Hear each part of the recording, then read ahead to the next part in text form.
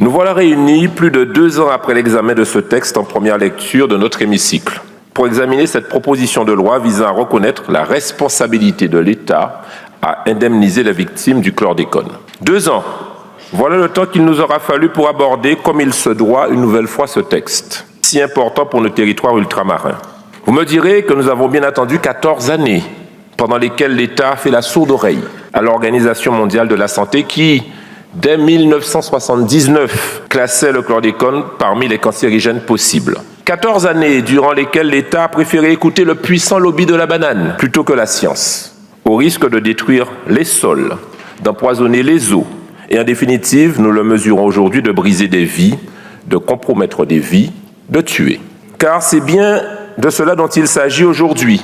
Des familles meurtries par la perte ou la maladie d'un proche, des femmes et des hommes touchés dans leur chair, encore aujourd'hui, de la peur avec laquelle ils vivent, conscients d'avoir été empoisonnés.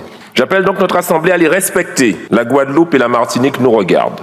Là-bas en Guadeloupe d'où je parle, comme en Martinique, plus de 90% d'entre nous, y compris moi, sommes empoisonnés par cette substance. À ce drame humain s'ajoute un écocide qui frappe les eaux, les sols, les mers, les poissons, les légumes, le bétail. En somme, nos 2 îles tout entières souffrent de cette pollution qui touche par ricochet toute notre économie, avec des terres devenues inexploitables et une pêche réduite à peau de chagrin. Encore aujourd'hui, nous avons un blocage de la pêche en Guadeloupe. Dans ce contexte, il est impossible de minimiser la responsabilité de l'État. Ce serait insulter, une fois de plus, ces ouvriers agricoles, guadeloupéens et martiniquais qui ont répandu le poison de leurs propres mains et qui en sont morts ou tombés malades. Ce serait faire un affront au reste de la population empoisonnée par son eau. Son alimentation est frappée à son tour par le cancer. J'avais dit en première lecture, parole en bouche, pachage. Seuls les actes comptent. Aujourd'hui, nous devons inscrire dans la loi le fait que l'État reconnaisse sa grande part de responsabilité. Rendez-vous compte, chers collègues, des vies humaines ont été sacrifiées sur l'autel du profit agricole et en toile de fond, une complaisance malsaine de l'État, censé être le garant de l'ordre public sanitaire. Reconnaître cette responsabilité, c'est participer à restaurer le lien de confiance.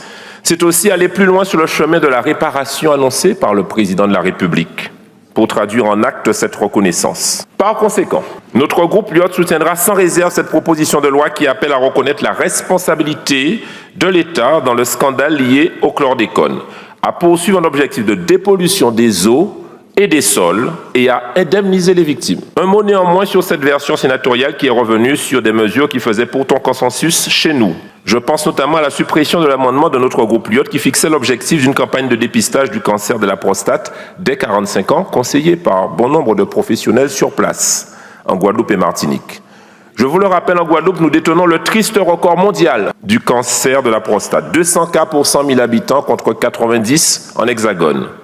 La mortalité y est tout aussi vertigineuse. 23 décès pour 100 000 habitants contre 9 à l'échelle nationale, c'est quasiment 3 fois plus. Voilà les chiffres. Et aucun antidote n'existe. La mise en place de cette campagne de dépistage nous apparaissait donc indispensable. Cela étant dit, nous saluons l'ajout, dans la version du Sénat, de l'inscription dans la loi d'une stratégie pluriannuelle dédiée aux objectifs de l'État face à cette pollution. Elle donne corps aux principes que ce texte défend. Pour finir, j'aimerais remercier chaleureusement mon collègue, Élie Califère, pour ce travail ô combien essentiel.